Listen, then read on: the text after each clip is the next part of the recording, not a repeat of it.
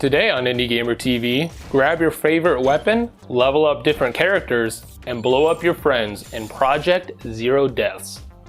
Then, we'll try to play the hardest game ever created. Ah yes, the game of life and journey of life.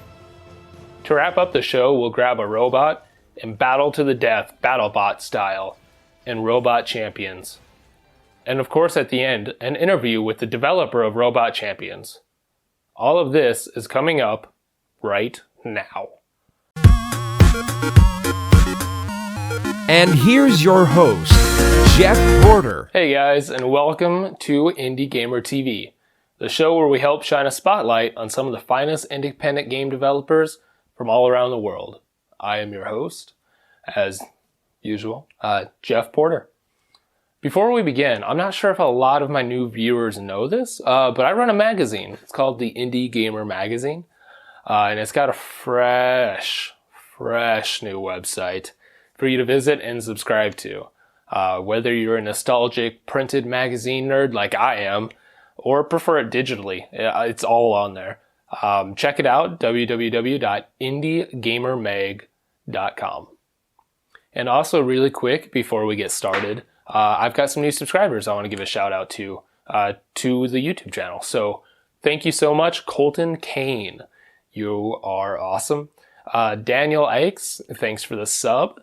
And Mike Gimmel, you guys are awesome. Thank you so much for subscribing. I hope you guys continue to love the content. I know I'm having a lot of fun doing it, so be sure to go down below and subscribe.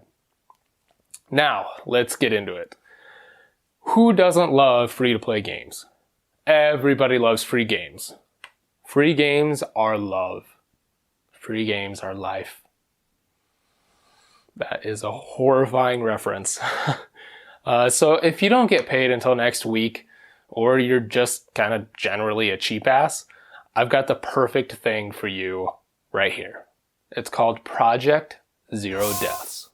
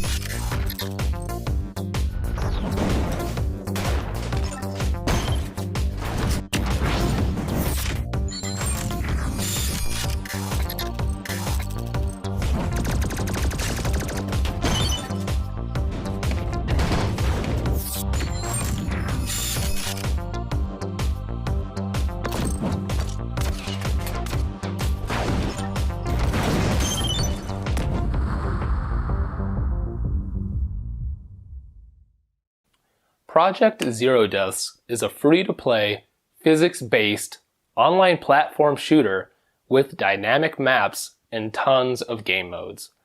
Its graphics are cartoony and fun, and the battles you participate are zany. Choose between several different one-of-a-kind heroes and upgrade their skills to lead into war. Like Rookie, or the classic Doggo. Each has their own special talents, and you can level up and upgrade them to fit your own playstyle. Choose between 5 different game modes. The always classic Team Deathmatch, or level up to unlock the others, like Harvest, where you need to collect coins Sonic style. Bombing Run, which, well, that's pretty self-explanatory. Capture the Flag, another staple of the online shooter community. And Payload, where you must protect your payload all the way back to your base while fending off opposing players. Battle through 30 maps, each unique to a game mode, and blow up bridges or bounce grenades off walls to obliterate your enemy. Each mode is fun, and the matchmaking is pretty quick too, making it easy to jump in and play a round or two whenever you want. The leveling system's pretty cool as well, where you not only level up your characters, but your weapons. Gain experience to upgrade and customize them, from plasma pistols to spears to the sweet sniper rifle. Project Zero Deaths has them all. Now, although Project Zero Deaths does offer items and currency for sale, it doesn't really affect your playing for free at all. You're still matched up with other players your level, and most of the purchases are kind of cosmetic.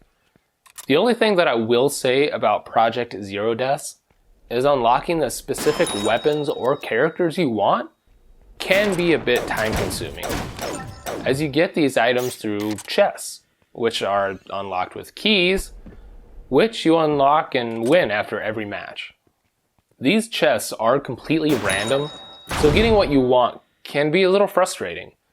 They do offer the ability to transfer your points from a gun or a character you're not using, but a lot of these transactions come at a 3-to-1 ratio, so you'll lose out on a lot of points that you've gained. Still though, having the ability to even do this is worth noting. So thank you, Project Zero Deaths. Alright, look, I don't mean to brag, but kind of a pro at this game. It didn't take too long to get familiar with the guns and movements, so within a few games, it's safe to say I was taking out the trash. 10-1, 8-1, the list goes on. I was a sniping maniac and probably made a few people quit. Enough about how great I was though, because you can be great too, and for free. Use the link below to download it and begin leveling up to unlock that cute doggo. Project Zero Deaths is constantly being updated, with new content such as characters, weapons, maps, and game modes. Every time you log in, this game will have something new waiting for you. Project Zero Deaths actually features many deaths, especially when I'm playing, so that's a bit confusing. If you're not much of an online shooter person though, maybe we should check out this next game. A game that no one will ever figure out. The short, the tough, the confusing. Journey of Life.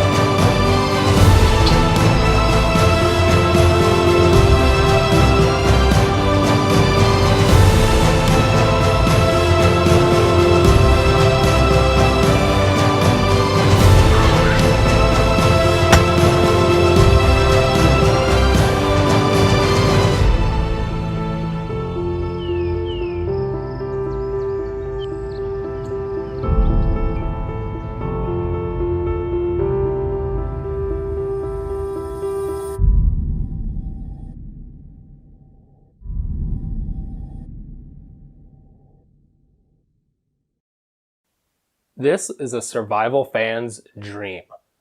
A lot of games in the survival genre feel they need to add zombies or something else to add fuel to your fire. This isn't always the case, however. Sometimes the toughest thing to survive is life. Life's hard. Journey of Life won't spoon feed you how to stay alive either. It's up to you to figure it out and make sure you're fed, watered, and sheltered.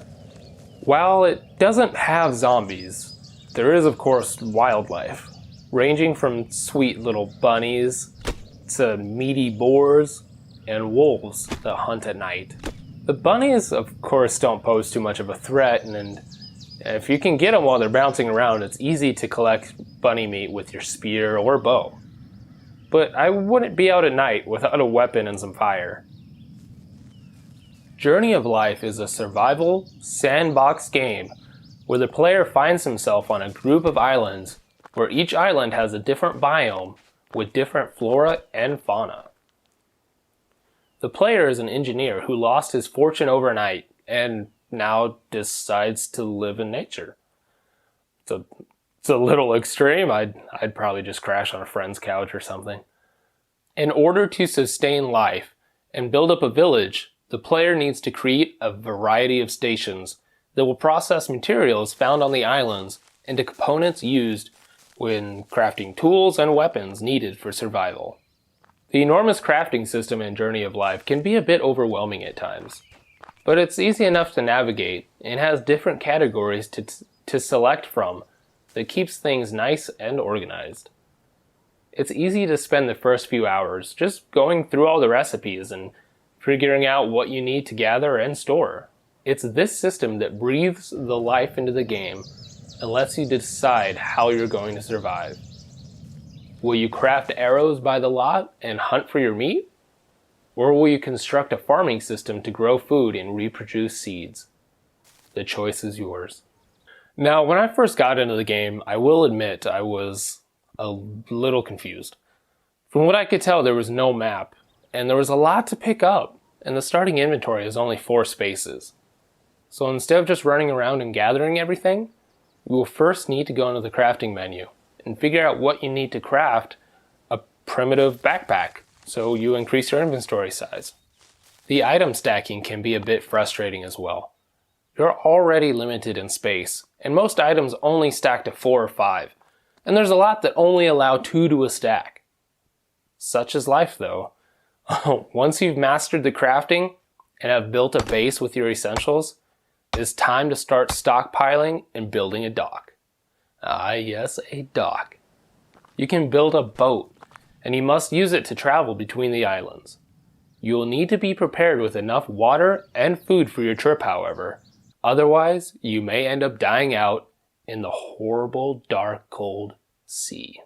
Now, once you get the hang of it, it's a deep and complex game that is still only in early access. The features and gameplay are great, with many more great features coming, like a deeper farming system, power system with windmills, advanced building for your base. It features a living aquatic world in single and multiplayer options. Journey of Life is sure to be added to your list, and you'll be lost for hours. There are dozens of planned features ranging from an experience and skill system to a tribe and social structure. Play the hardest game of your life. You can pick it up in Steam now for only $14.99. And of course, as always, it is in the link down below. I could keep going on about Journey of Life for days, as I'm a self-admitted survival genre fan. I started playing and I didn't stop for a few hours. I literally got lost in caves looking for clay, so I could make a pot, so I could collect water, that's salt water, to boil on the campfire I crafted, so I didn't die of thirst. Now there's a moral to this story. Coconuts are a great source of fluid. But anyway, there's one more game in the show I need to get to, and that game is Robot Champions.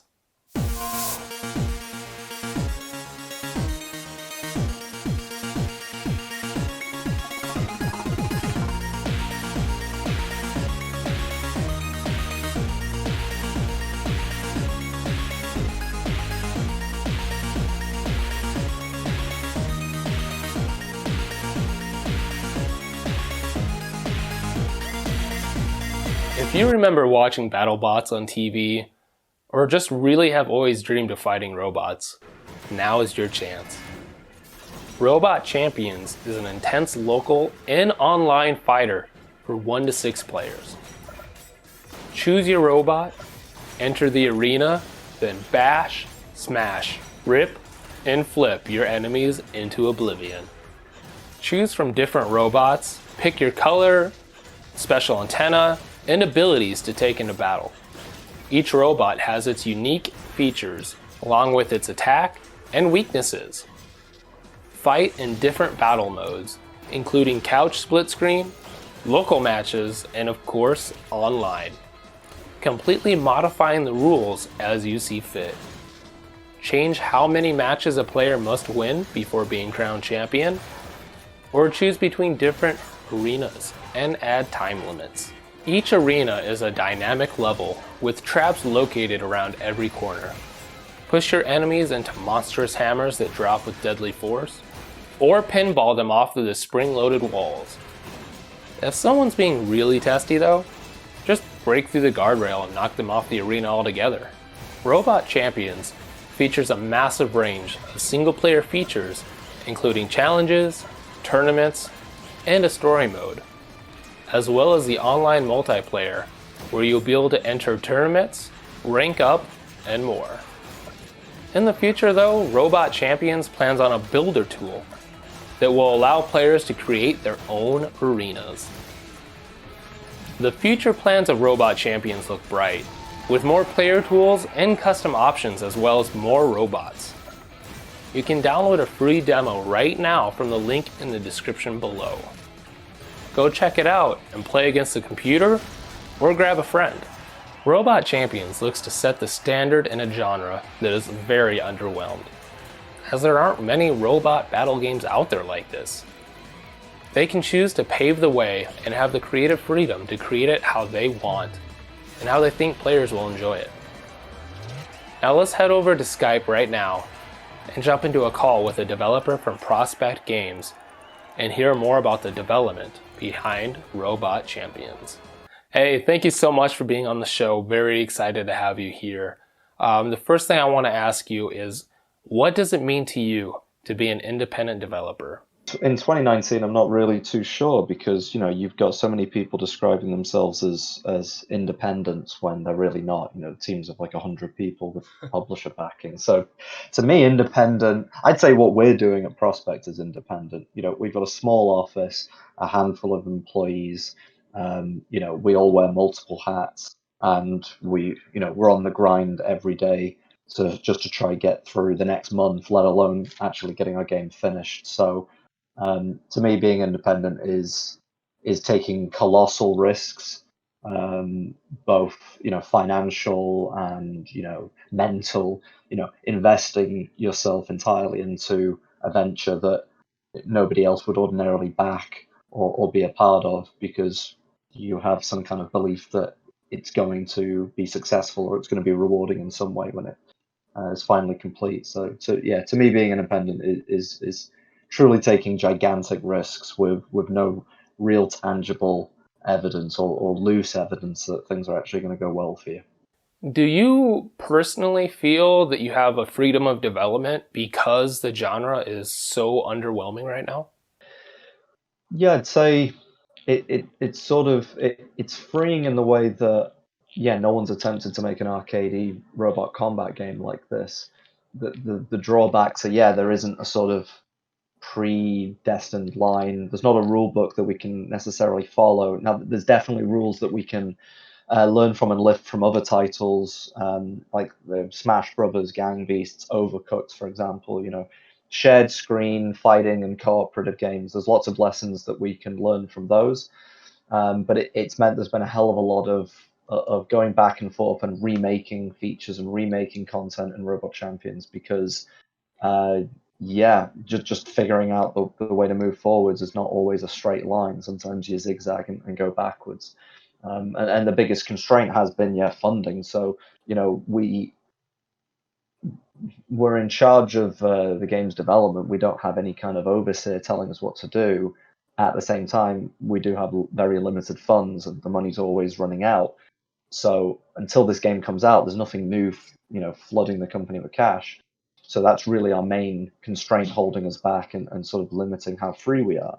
And I don't think that's necessarily a negative. That can be very much a positive pressure. It's just when you start to really run out of funds, that's when things start to become very negative, and you're having to make pragmatic decisions, not for the sake of the game, but for the sake of just staying alive. And that in turn might not necessarily result in a good product. And so, it's a very difficult balancing act. So in some ways we feel very free, and others we feel extremely constrained, and it's just striking a balance between the two that's important. Each robot has their own set of perks that you can choose from. Can you tell us a little bit more about the perk system? So we are going to try to do both. So at the moment, yeah, it's very much like a hero system where you choose a robot, you can tweak some of its stats, give it perks, change its cosmetics, give it fun antennas, and whatnot. Beyond that, we are actually right now prototyping not just a robot builder, but also an arena builder that would let people basically choose from pre-designed chassis, weapons, wheels, and combine them in different ways. Same with the arenas, so there'd be different floor pieces, different hazard wall pieces, backgrounds, lighting, all that kind of stuff. So we want the game to be very configurable, but in a way that's also very accessible. And that's really been a design ethos we've tried to weave through every aspect of the game. So you should be able to pick up and play as a robot within 10 seconds. You should be able to pick up the arena builder and immediately start placing blocks down.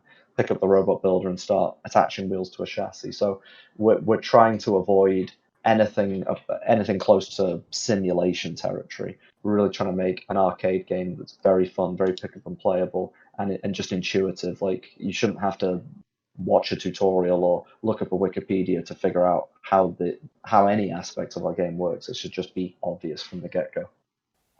Each robot's health is characterized with armor pieces instead of like a classic health bar. Can you explain maybe why you went this route and what it means to robot champions? Yeah, so it's definitely been one of the challenging aspects of making this game, is doing something which isn't a traditional, health bar based fighter. I mean, so there's two things. One, on the one hand, on the technical side, the robots don't have health. They're kind of made up of various components like armor, wheels, a power core, and no one element of those you could define as health. And you can't really, in a legitimate way, combine all those stats to create some kind of a unified health bar.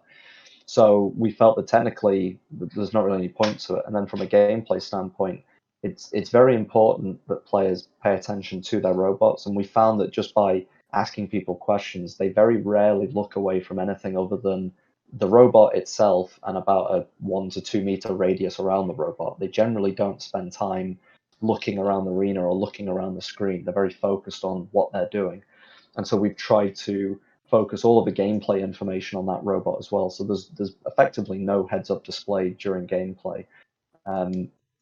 Almost all the information is represented on the robots themselves, and we're doing everything we can through how the damage is applied to the meshes, the mesh for the armor, to the VFX we're using. All of it is going to communicate how your robot's doing. So a simple one is, as your armor takes hits, the paint on that piece of armor that's being damaged starts to chip away. So if you see an armor piece on your robot with no paint on it, you know that it's about to become extremely damaged. Then it bends, it buckles, and eventually it breaks off. And we found that the more we refine these systems and the better we make the VFX to represent, say, fire and smoke coming out of your vehicle means something's really wrong with the internals, say with the motors or the power core. The more that we improve these features, the less people complain about not having a health bar, and the more they understand, like, oh, this is something where, kind of like in real robot fighting, you've got to really pay attention to which part of your robot is damaged. So yeah, it's been a very interesting process. It's been one of the things that's taken, I think, the longest amount of time to get to a point where we're comfortable with it, and the majority of people coming into the game fresh are comfortable with it too. All right. Thank you so much for coming on the show again. I'm really glad that you took the time out to be here with me, and best of luck to the future of Robot Champions. Yeah, cheers. Have a good one. Bye. All right, everybody. I hope you enjoyed this week's episode of Indie Gamer TV. Please check out the game links in the description below and let me know what you think of them in the comments. Check back next week for another episode full of indie games, developer interviews, and as always, thank you for watching Indie Gamer TV.